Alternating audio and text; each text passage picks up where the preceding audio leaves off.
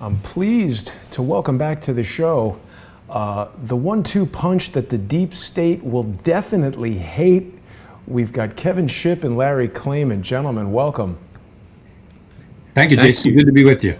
We've become a little bit of a team. We've had this trio together a few times. We're going to talk today about the Robert Mueller report that was released last week. It's been all the rage. People, the pundits on the left and the right have been just knocking themselves out as to whether this exonerates the president or puts it in the hands of the Congress to decide what will happen. I wanted to bring you guys together because you've got unique viewpoints on this topic. What have we learned from the report so far? Go ahead, Larry. What we've learned is that Mueller is very Machiavellian, is that he threw this out to Congress. There's going to be an impeachment proceeding. There's no doubt about it. Elizabeth Warren is already out there pounding the beat, Miss Pocahontas and company. You've got the two Muslim congresswomen who are obviously out there stirring it up, but you've got Gerald Nadler, head of the House and Judiciary Committee, Adam Schiff, head of the House Intelligence Committee, Maxine Waters, Nancy Pelosi's playing a game. It's going to happen, and that's what Mueller had in mind. And he saw what Ken Starr did back with Clinton in the late 1990s, is that he threw it out to Congress and it resulted in impeachment. And although the conventional wisdom is that, and I say conventional wisdom because frankly it's not wisdom, it's stupidity, that impeachment will hurt the Democrats, they saw how the Republicans used the impeachment with regard to Bill Clinton to weaken both Clinton and Gore, which resulted in the election of George W. Bush. And they're doing the same thing here. Of course, there was a valid basis to do it with regard to Clinton. They could have actually taken him out, not just on Lewinsky, but on Chinagate, Filegate, IRS-gate, everything else. But here they're going to use it for political purposes, hoping that they get their socialist, atheist, anti-Semite, anti-Christian candidate in place in 2020. And at this point, it looks like it might be our friend Bernie, who I think last week there was a video that was found where he was dancing half naked in Moscow during his campaign. Whoa. So does that count as Russian collusion, Larry? No, but I think it's cruel and unusual punishment to see Bernie naked. I mean, that's quite apart from his Bolshevik self. Now, let me ask you this, Larry. You were pivotally involved in the, various things surrounding the impeachment of Bill Clinton. You are the only attorney to ever receive a judgment against a sitting president. Am I stating that correctly? It was a ruling by Judge Royce Lamberth that Bill Clinton had committed a crime when he released the Privacy Act protected files of a woman he had sexually assaulted in the Oval Office, who was my client, Kathleen Willey. She later became my client, and I represented nearly all the Clinton women, so to speak. But yes, that was a ruling, and the real story there, and you can read about it in my book, Whores, W-H-O-R-E-S, Why and How I Came to Fight the Establishment. You can still get it at Amazon.com, is that the Lewinsky scandal drew one away in terms of the media from the real scandal, which was being bribed by the Chinese. Clinton was being bribed by the Chinese at the time, right. And also the misuse of FBI files. And it was Bob Barr and I and Dave Schippers, who was the House impeachment manager, that wanted to expand that impeachment to include those scandals, which would have been a knockout punch. But of course, Newt Gingrich, the cynical Newt Gingrich, who has regained some form of credibility in recent years, he deep-sixed that. He just wanted to wound Clinton enough to harm Gore in the 2000 elections. And, it worked. I give him credit for that. But that didn't bring about justice. That brought about an idiot as president, George W. Bush. Well, and we also want to make sure that people don't confuse Bob Barr with the current Attorney General, William Barr. And this takes me, Kevin, to you. Your time in the CIA, did it coincide with Bill Clinton's president? Remind us exactly when you were in the CIA. Yeah, I was in the CIA originally under Ronald Reagan. That's when I joined up, and then I was there under the Clinton administration. And kind of humorous side note, when President Clinton would come to the lobby of CIA headquarters to give some speech or something, we'd all go out to the local Thai restaurant because we just couldn't stand it. But morale was low. We all knew that Clinton was compromising classified information. There wasn't a darn thing we could do about it. Wow, that's what I wanted to get into. How could the CIA not act, knowing that the president of the United States was, everything having to do with Chinagate? What went on? Well, you could call it cowardice or fear, I suppose. We know, of course, that Clinton also lost the nuclear codes for over 3 months. I mean, the guy was he was just really off the rails. And as I have know is the agency was forced to give Hillary Clinton a CIA clearance when she was first lady, had no access, no background investigation, no polygraph, no nothing. She was given the keys to the kingdom. Obviously, she leaned on Bill to demand it, and everybody went belly up and gave it to her. Larry, what do you think about that? We've just completed a 2-year investigation into a president that was found not guilty of any of the charges of conspiring with a foreign power, and the deep state, the former CIA director, John Brennan, seems directly involved. Now Kevin's telling us that during the time you were in the Department of Justice and we had a president who actually was conspiring with members of dangerous foreign powers, nothing was done. Well, that's par for the course. The Clintons, I used to tell kind of a joke about it, that they sold everything in the White House, our national security, everything else. China was a big buyer. And I used to joke, I said, let's hope the Clintons didn't sell their cat's socks to the Chinese. I mean, poor socks in that event. Yes, and it's worth noting, and I know because I was in the Counterintelligence Center, that China is the #1 espionage enemy of the United States. #1, and they're good. And yet this guy I didn't, but this guy they put in the White House, Bill Clinton, was selling sensitive satellite technology, which is now being used in weaponry by the Chinese government. Yeah, well, that's right. It was Bernie Schwartz of Loral who paid $100,000 to go on a Clinton trade mission through Ron Brown. May his soul rest in peace. He was the one who was orchestrating it for Hillary. There's a big story about that. You can read about it again in my book, Horrors, but you can also read it about in a book by Jack Cashel, Ron Brown's Body, right. Which is an important book. And, the Clintons were selling everything to the Chinese, and Bernie Schwartz of Loral Corporation was also collaborating with the Chinese, turning over our missile technology so Chinese missiles could be more accurate. And, Chinagate was the real scandal. That was the big scandal. Even Bob Woodward was on to that at the time. But the press, was drawn away by the salacious sex stuff with Monica Lewinsky. And that actually protected Clinton. That's why he survived. That's the thesis of my book. Because without that, he would have been exposed to a continuing Chinagate scandal. And then I might add also that there were hearings on Chinagate, a select joint committee of both the Senate and the House was in panel. And what happened then is the Democrats were very smart and clever. They dug up dirt on the Republicans. Haley Barbour was doing business with the Chinese, and it was head of the Republican National Committee in Hong Kong, and it was checkmate. And they all ran away from and passed the McCain old campaign finance legislation, which was like saying to O.J. Simpson, let's pass a law so I will not kill again. And McCain-Feingold was largely ruled unconstitutional by the Supreme Court later on. That was John McCain's legacy to our country. Now, Larry, of course, there's no statute of limitations on espionage, and we're hearing about missile technology, satellite technology.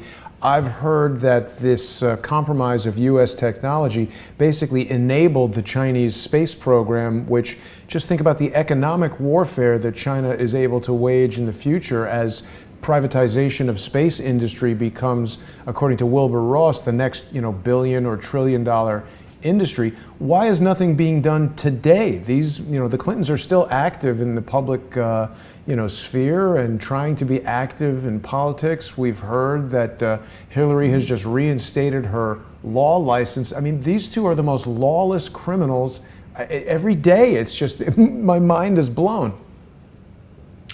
Well, it is, and it's this protection racket, you see. And I did my radio show Saturday. It's broadcast on Sunday. Special Prosecutor with Larry Klayman. You find it at freedomwatchusa.org. And I was talking about Jerry Corsi and my client, who we brought lawsuits against Mueller. We're seeking justice at the Justice Department, but Kevin knows, and in our government, our deep state government, they circle the wagons and they protect themselves.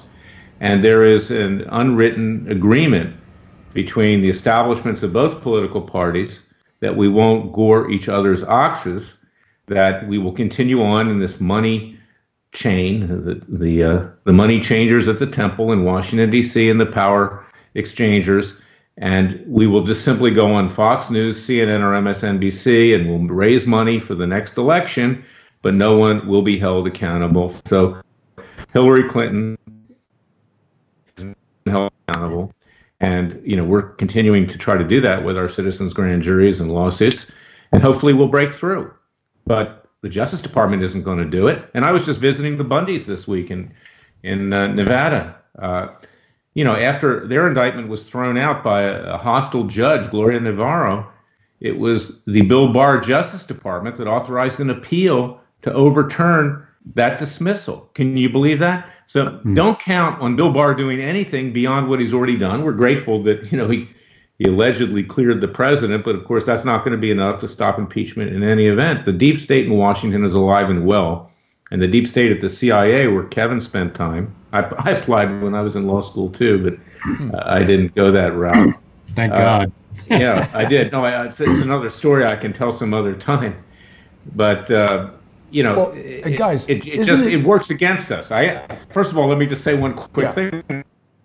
I interviewed a guy from the CIA who met me in some hotel room at the Hartsfield Airport in Atlanta. I was going to Emory Law School. I said, "Is it really like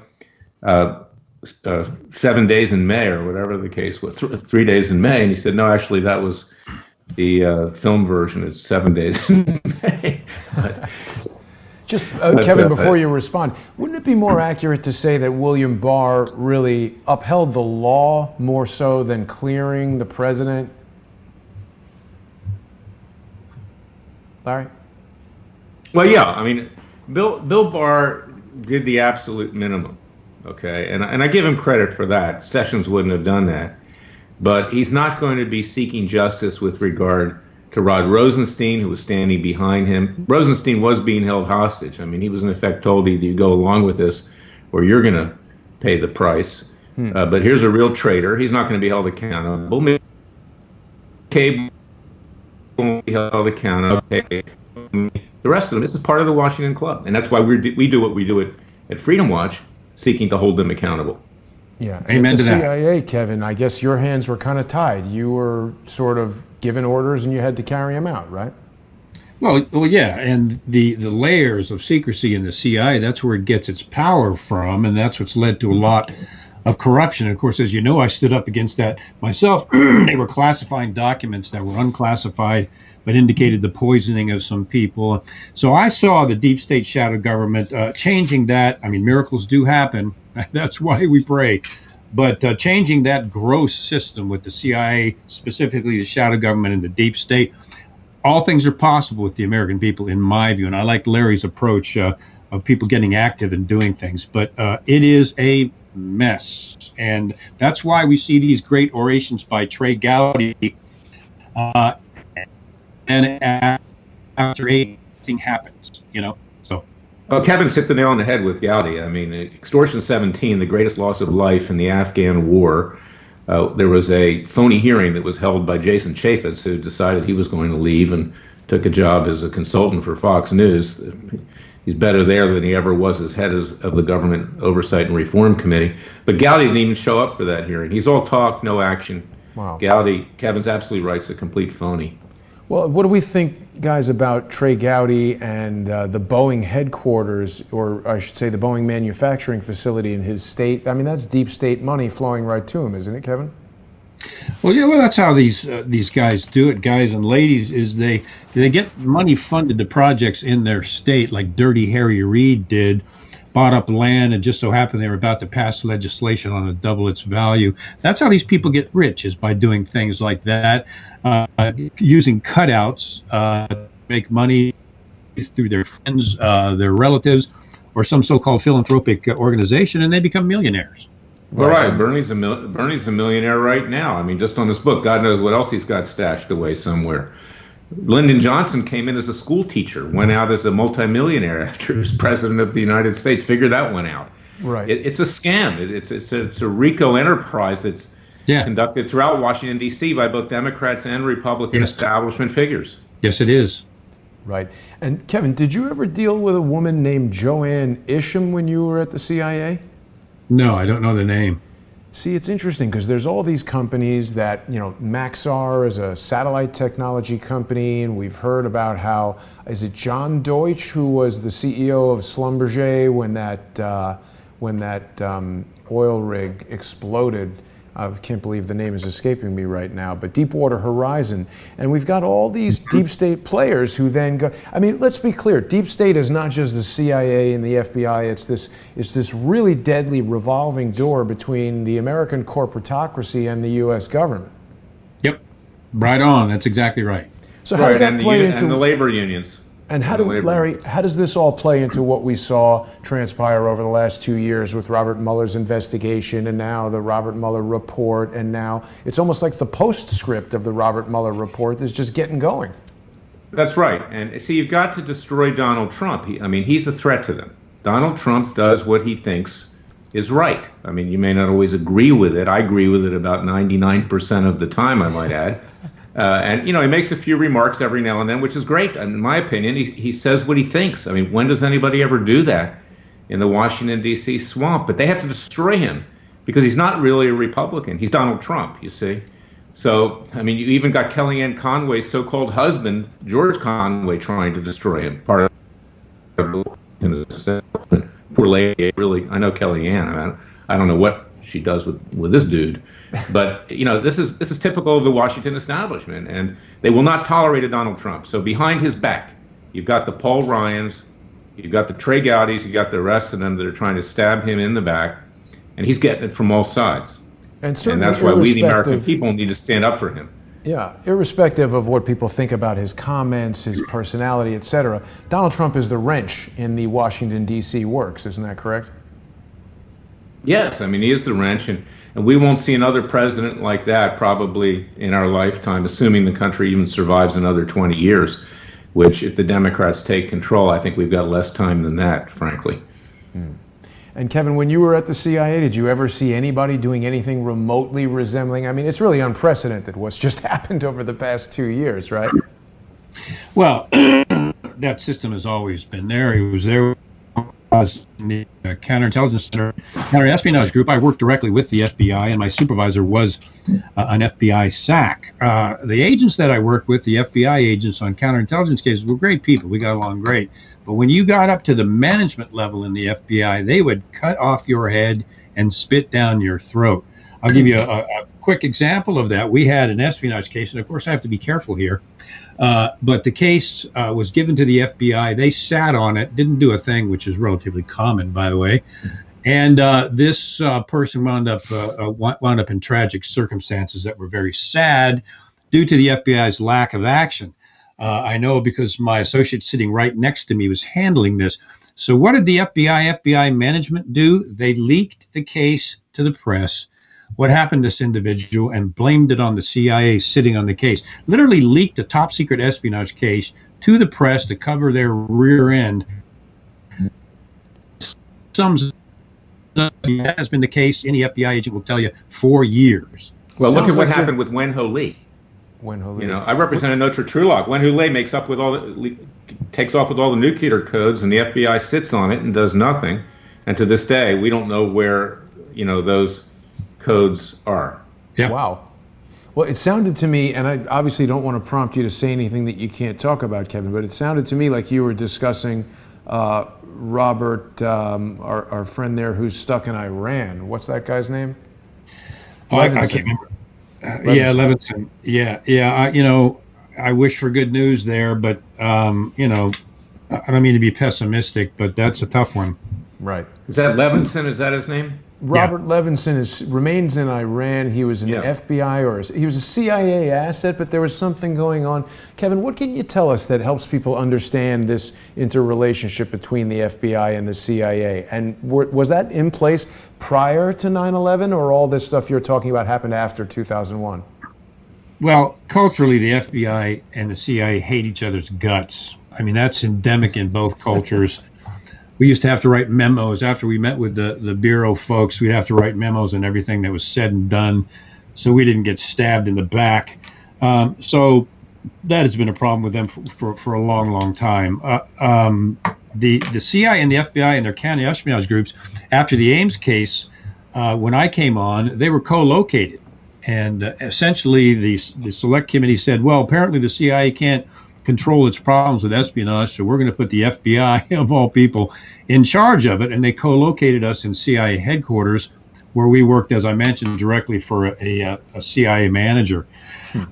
So it was, and then the animosity was still there, and the behind the back memos were still there, and the CIA was, the FBI was walking, bragging that they'd never had an espionage case like the CIA, and FBI intelligence was so much more sophisticated. And then Robert Hansen hit. Right. FBI SAC in the Washington Counterintelligence Field Office. The damage he did and I'll stop here, in the words of Louis Freeh, was exceptionally grave. And that means something. It was so bad, they're not even telling anyone. He gave the entire counterintelligence file system over to the Soviets. Anyway, so FBI management has been stinky for decades, as long as I've worked with them or worked with their agents, most of which are great patriotic people. You get up in the management, and there's a kind of professional narcissism there that is a little scary. Yeah. Well, let's talk about Louis Freeh, by the way. Interesting story. I had a security guard at Judicial Watch, and he told me that during the time that Louis Freeh was planning to leave government, he was meeting with the Saudi ambassador. My security guard had previously worked for the Saudis and the ambassador, and he was actually pitching his new business to the Saudi ambassador while he was FBI director. This is Louis Freeh. Jeez. Well, we've also heard that Louis Freeh has represented Bandar bin Sultan in something to do with 9/11. There's all this stuff going on with, Robert Mueller coming in as FBI director on September 4th, 2001. Louis Freeh, of course, was the previous FBI director.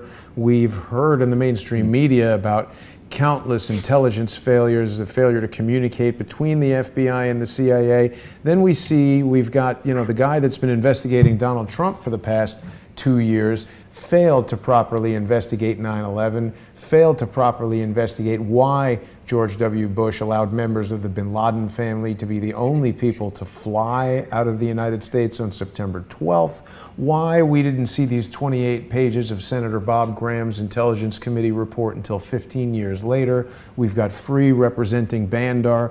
What the hell is going on here, guys? Exactly what Kevin said. Kevin, go ahead. I mean, this is the way it works. This is the way it's worked. I mean, you got to remember that this system has been in place for over 60 years and functioning alive and well.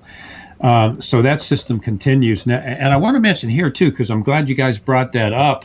During Uranium One, when we sold 20% of our uranium to the Russians, and they said, well, it never left the United States. Baloney. It went over to East Asia. So that was one of many fabrications. But as the Soviets were trying to take over 20% of our uranium, and they had actually targeted Hillary Clinton as a potential asset, it was Robert Mueller who was conducting a counterintelligence investigation of Soviet activity in the United States and completely ignored the Uranium One deal. As a matter of fact, he signed off on it, and he ignored the fact that $145 million donated by a foreign entity in Russia into Hillary Clinton's presidential campaign held in foreign banks. Robert Mueller, the incredible investigator, apparently missed all of this. Yeah. Well, and there's been a lot of discussion about how, Robert Mueller's report was worded in such a way that it didn't exonerate the president, but it didn't find enough evidence to impeach. And that's where we're sort of dancing around the difference between the criminal investigation part and the counter surveillance or the counterintelligence part. I don't know that everybody really has a clear understanding of what the difference is between those two types of investigations. I think the average American thinks you're investigating, you're looking for somebody who did something wrong. What can we talk about from the legal standpoint and the intelligence standpoint? How do those two things differ?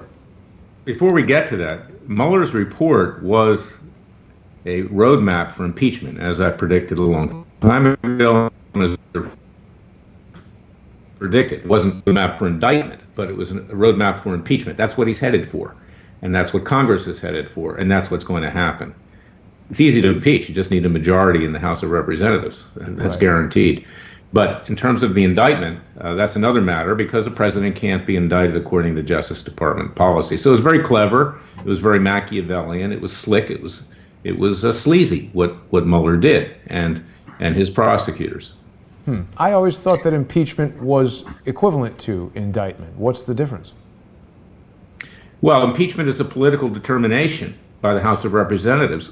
High crimes and misdemeanors have never been defined. It's whatever they think it is in the House of Representatives. I mean, you could be having love with a horse and you could be impeached for that, for moral turpitude, and that's the bizarre nature of our system. And that's one of the things we need to change about our system, is that it allows for the president to be paralyzed for a reason. I mean, if you did something criminal, then he should be out of there. But if he didn't do something criminal, he shouldn't be tortured by impeachment proceedings, which don't work anyway. Only twice in American history has an American president been impeached, and never has an American president been convicted in the Senate. So what's the point of it?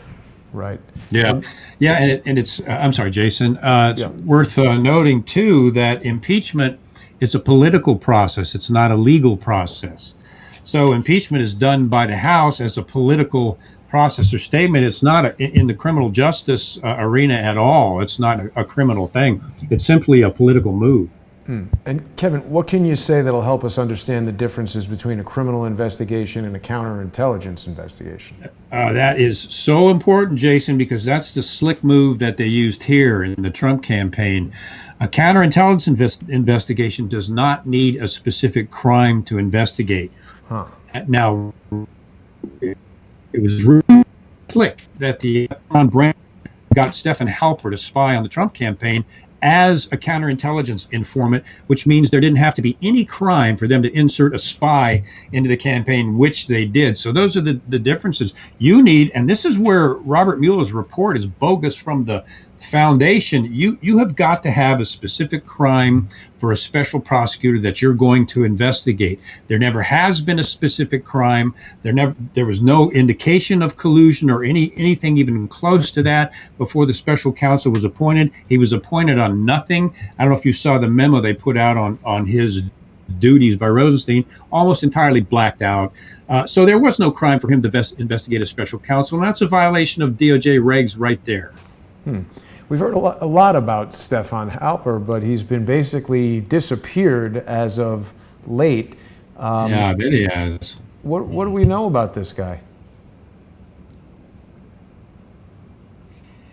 He's full, loving, and whenever you're looking for an informant, you don't want to look for the sinister looking. You want to look for the nicest person with the greatest personality that everybody likes. Well, you got old Stephen Halper, the wonderful kind of roly-poly college professor.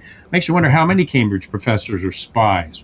Right. But he was a perfect match to put in there because of his position, because of his power, because of his connections.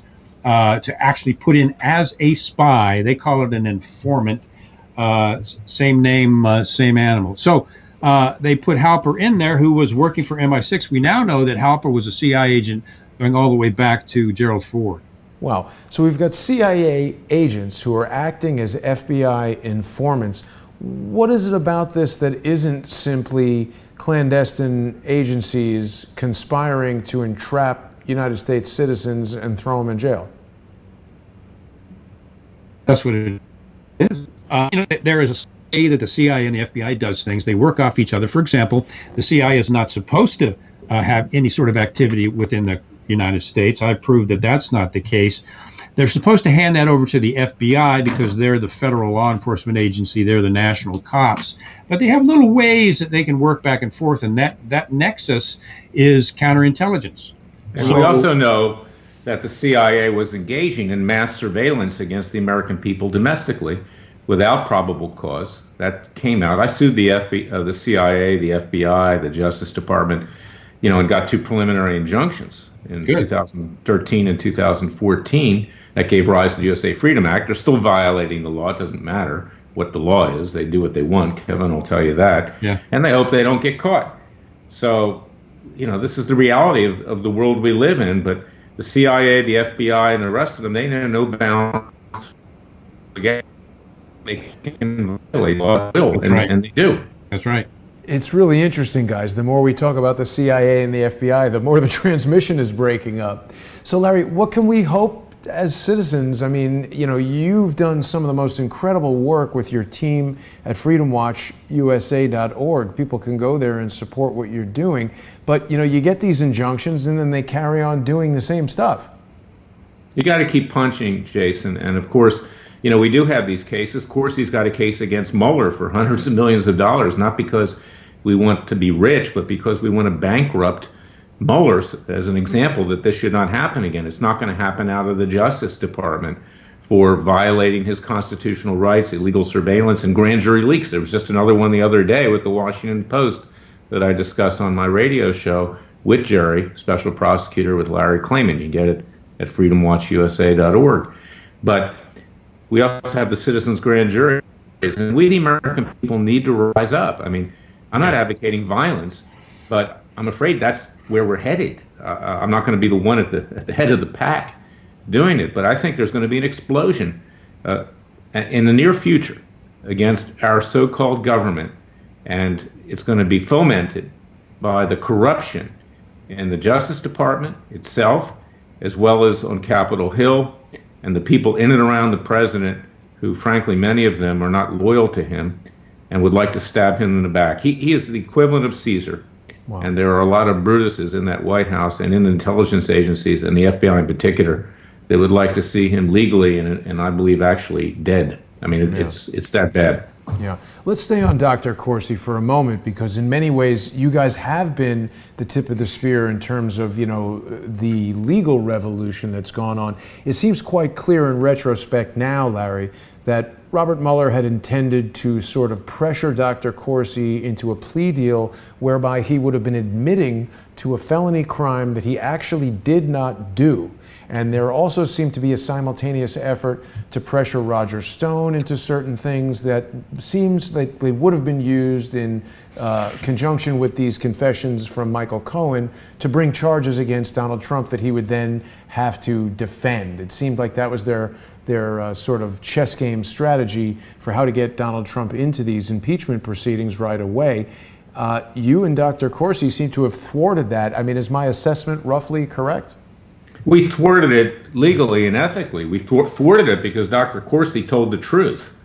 Because Dr. Corsi did not threaten witnesses, as Stone is alleged to have done with Randy Credico, to kill him and his dog. I mean, Stone, asked for it and he got it at Toyota in terms of the indictment. But it's not over yet, okay? It's still hanging out there. There are forces, I believe, inside the Department of Justice. They're going to go their own way to seek information which will incriminate individuals further. There are apparently 12 criminal referrals by Mueller to various U.S. attorneys and Maine justice that are going on right now. And forget about the Inspector General, Michael Horowitz. He's just a tool. He did his investigation before. Nobody was held accountable. He sent a criminal referral on Andrew McCabe. Maybe they'll burn him to an extent, but that's the way they do it. The higher ups aren't held accountable. The middle and lower level, they find a scapegoat and they say, okay, we've got justice, and the entire corrupt machine continues on. Yeah. Now, we have heard that former Obama and Clinton White House counsel, Gregory Craig, has been indicted. Isn't that sort of a big deal? I don't think that, what that's going to show that he's, quote, even-handed. So he went after Gregory Craig, and he indicted Gregory Craig for something that I would predict he's going to be acquitted for, which was the Foreign Agents Registration Act. He didn't register with regard to the Ukraine. Nobody in Washington registers, hardly at all. It's not right. They should, for sure. But I don't think Gregory Craig, frankly, is all that concerned about doing any time in prison right now. And who is Gregory Craig? Gregory Craig ran Clinton's impeachment defense in the White House in the late 90s and early 2000s. Up to the election there. Gregory Craig was instrumental in sending Elian Gonzalez back to Cuba. He represented the National Council of Churches. Gregory Craig is far, far left. So he had to show that he was even-handed. And interestingly enough, over the years, I'll tell a little story quickly. I never met with Clinton people. I didn't want to I was thinking, Rocco Marquez, I wouldn't be part of a club that would have me as a member. But I was curious. And Gregory Craig called me and he said, Larry, I've got a matter here and I could use your help. I know you have a FOIA request. So I agreed to have lunch with him at the Capitol Grill in Washington, D.C. It was interesting.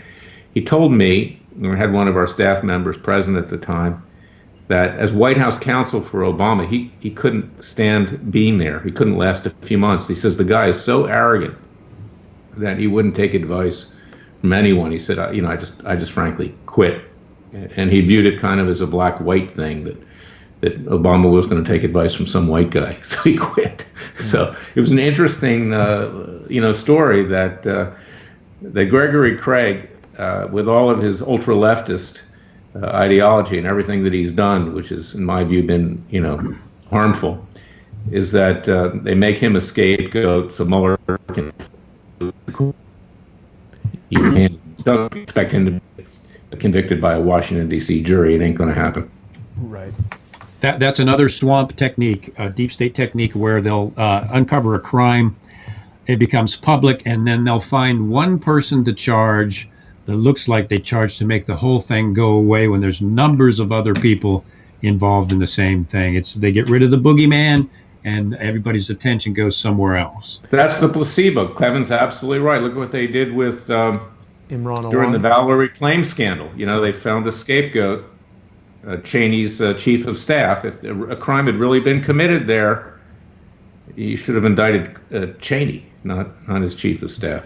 It's really amazing. I mean, seems like the average person, you could steal a candy bar and get arrested and go to jail, but these guys are selling out our country, doing things to destroy the entire Constitution, and nothing at all happens. I mean, in the case of Imran Awan, there was good evidence that the guy was spying on Congress, warehousing data in an unregistered air-conditioned shed at 4809 Sprayer Street, and not only did they fail to investigate, they gave the evidence to his attorney and had him sign a plea deal where he just pled guilty to bank fraud, and it specifically said in the deal that he can't be charged for anything else.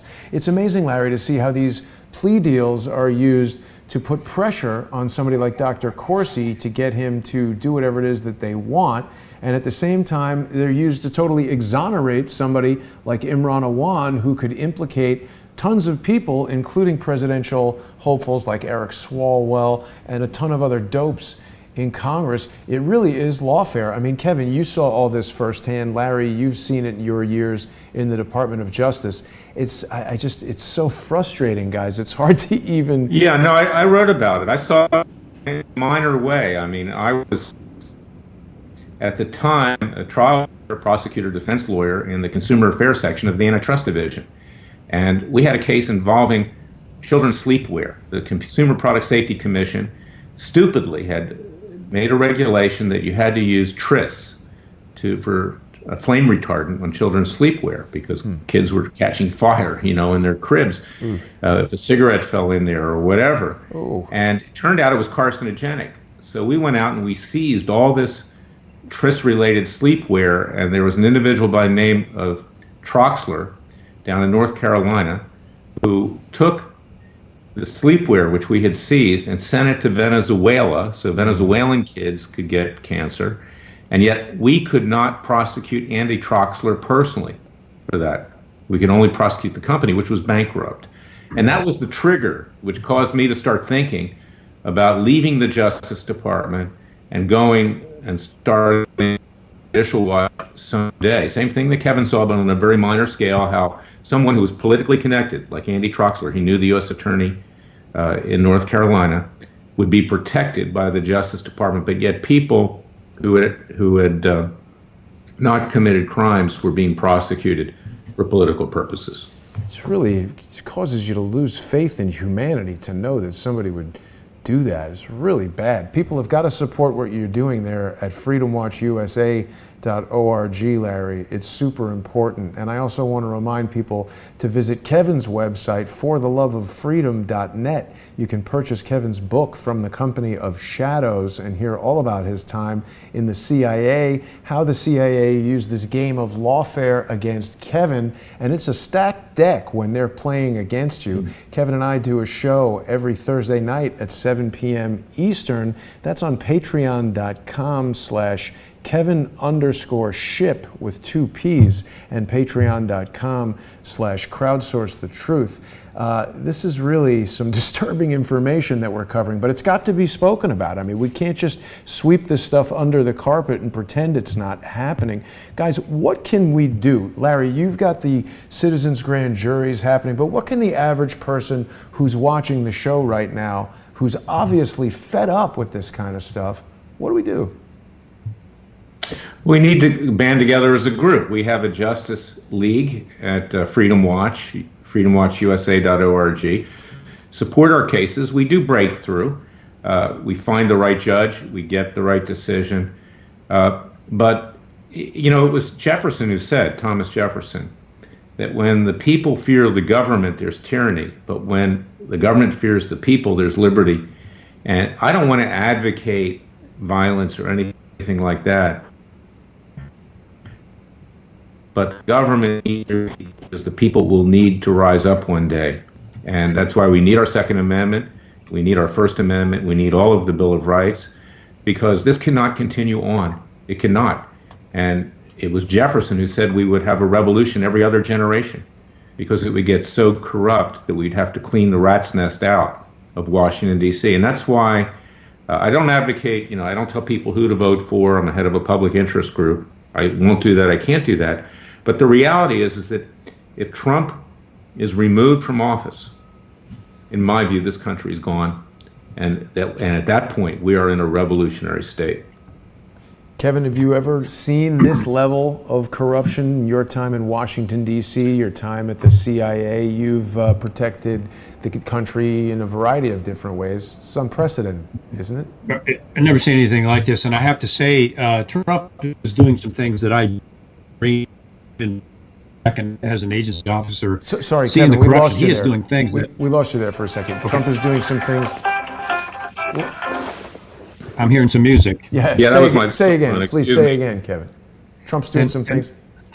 Trump is doing some things that I only dreamed of as a CI officer, and then later on with Department of State anti-terrorism, and on and on. He is doing things that I thought I would never see happen from any president. And so I'm rejoicing that. But guys, we have come back to the very beginning of the conflict and founding of America. They're using our tax dollars for foreign wars, to invade Syria, to drone wedding parties in secret budgets that we have no idea the millions they're spending, and they're using our tax dollars to do it. We've come all the way historically back to the beginning of what started the Revolutionary War. So we're kind of, I call it for now, a soft civil war is going on between the founding of this country, but it's only, as Larry says, it's only going to get worse.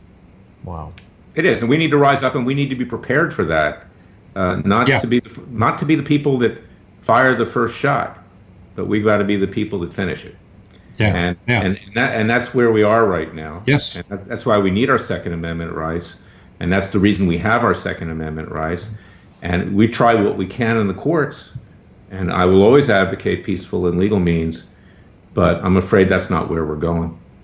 Well, and the Revolutionary War, remember, the Brits were trying to restrict firearms from the colonialists. Right. So we're back to that all over again. Yeah, and we see certain things happening, mass shootings all over the place where they don't hesitate to bring up the gun laws. They never seem to talk about the pharmaceuticals and the antidepressant type things that a lot of these perpetrators are allegedly involved with. Just to bring us back to our initial Jason, topic. let me mention one thing. Sure. Yeah, let me inject one thing here. I wrote a column a while back. As a young lawyer, I worked for an international trade law firm. I represented the government of South Africa in steel cases. Mm-hmm. And I went over there 3 times during apartheid, and I was really appalled, to put it mildly, of that system and what was going on. And I came to view the South African government as corrupt and dishonest. Mm-hmm. And I did certain things to try to prevent that in the context of what I was doing at the time. But I'll tell you something. We are going the way, and I was careful when I wrote this column. You can find it at freedomwatchusa.org. We're going in the direction of South Africa right now. I don't mean that in a racial sense. Is that if these leftists take control of this country, our country is going to go down the drain the same way South Africa has gone down the drain. And what's been happening in the last few years is that the government's passing laws that you can seize private property without paying compensation. And I was driving through a neighborhood a couple of weeks ago, a golf course community, and I was looking at it and I said, you know something? With this push for reparations and the ultra left and everything, we're going to get to a point where people are going to go up to the gates of these communities and say, we want your house, we want the property, just like in South Africa. And that's where we're headed. And that's why the American people need to have their Second Amendment rights, okay? Because there's going to be these crazy leftists that are now infesting the Democrat Party. It's going to get to that where people who achieved in this country are going to lose everything that they worked for if they don't stand up and legally and peacefully fight in self-defense. That's right. Yeah. And just to close out with our initial topic, Larry, you've had a chance to look over the Mueller report. Everybody's looked over the Mueller report, and we've heard that Nadler or Shipp, whoever it was, they're subpoenaing the full unredacted document. We haven't even touched on how the concept of showing everything in an investigative report would infringe on people like Dr. Corsi's rights. I mean, when you get investigated and they find there's not sufficient evidence to convict you of a crime, why do these people in Congress think they have a right to look at Dr. Corsi's emails? I mean, these things would be included in the unredacted report, wouldn't they? Or at least sensitive information about the investigation into Dr. Corsi and others. Well, I've got news for Gerald Nadler. I've got news for Adam Schiff. I've got news for Chuck Schumer. I've got news for the whole lot of them. They try to do that with Dr. Corsi, and there will be massive pushback legally in the courts. We're not going to tolerate this. We're not going to roll over to them no more than we rolled over to Robert Mueller. Outstanding. Kevin, what can you say about the constitutional aspects of even the suggestion from Congress that they want to see this unredacted report? I mean, someone makes a false accusation that leads to an investigation. Okay, that happens, but the police, the DOJ, the FBI, Robert Mueller, they investigate, they don't find sufficient evidence to convict. How can we keep dragging people through the mud like this? Well, the FBI at the higher ranks, I have to say, has become a Gestapo. Look how they raided Roger Stone's house and others, a bunch of jackbooted SWAT members, nothing against SWAT members, I used to be one, but busted into his house, left his deaf wife standing out on the street while they treated him like a felon when all they had to do was call him up and say, Roger, you need to come down to the station, and he would have. He'd already given his doc. This heavy-handed Gestapo stuff with the FBI is one of the things that we need to stop. That's even filtered down into police departments that are making SWAT raids that are completely unnecessary. You experienced that firsthand in your CIA-supplied house. They came in there, they painted chemicals all over the place. I mean, there's no, which amendment is it that guarantees us to, security against search and seizure in the home? Fourth? Yeah, they broke in the house, painted a chemical on the ceiling. They don't care. I mean, those laws don't mean. Yeah, I'm sorry, Kevin. Kevin's right. Getting back to Notre Trulock and Wen Ho Lee, when Notre Trulock, who was head of the investigation department, intelligence of the Department of Energy, uncovered that Notre Trulock had taken all of our nuclear code, that Wen Ho Lee had taken all of our nuclear codes, Louis Freeh and his goons went to his house without a warrant, got his housemate to give up his code to his computer and took everything out of his computer. Wow. And then when Notre complained and pushed back and hired me at Judicial Watch to represent him, Freeh with gun butts and hit his dog in his head, left the dog laying there bleeding on the floor as a warning. Whoa. That Notre Trulock should not reveal what he knew about FBI negligence, incompetence, or in fact intentional looking the other way with regard to Wen Ho Lee. And I later brought a lawsuit for Notre Trulock because he was being defamed as a racist against Chinese Americans, which he wasn't. I might add, he believes, as I do, that most Chinese Americans are good people.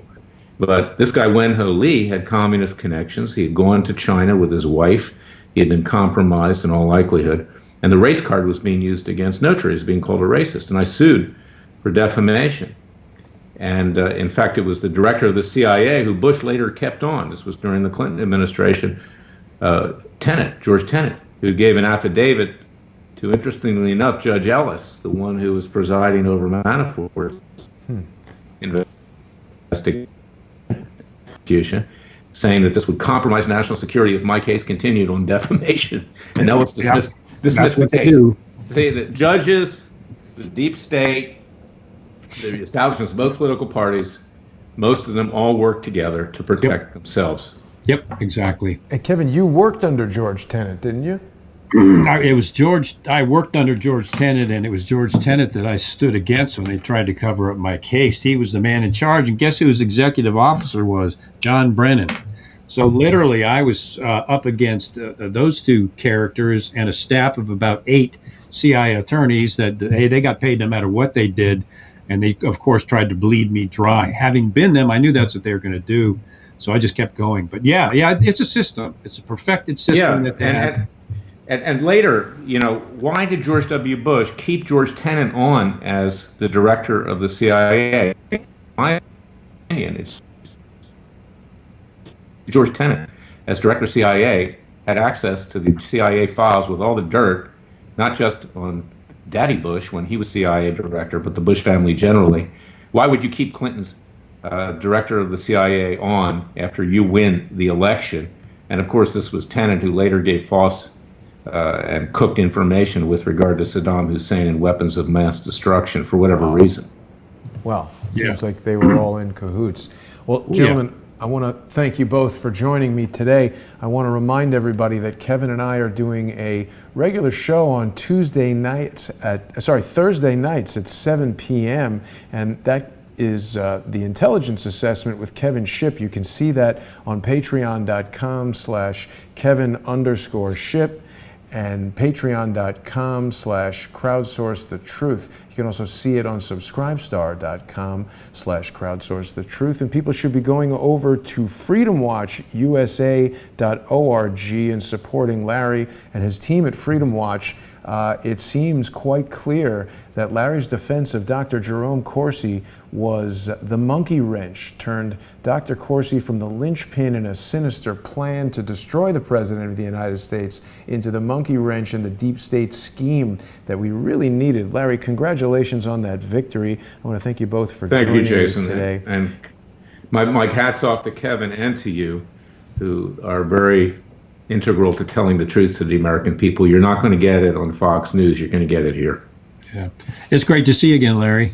You too, Kevin. God bless you. God bless you. And you too, guys. Happy Easter and happy Hanukkah, whatever the case may be. Okay. That sounds good. Thank you, Jason. Or in my case, both. Thanks, guys. Great to see you, and thanks for watching, everybody. Bye, guys. Here, guys.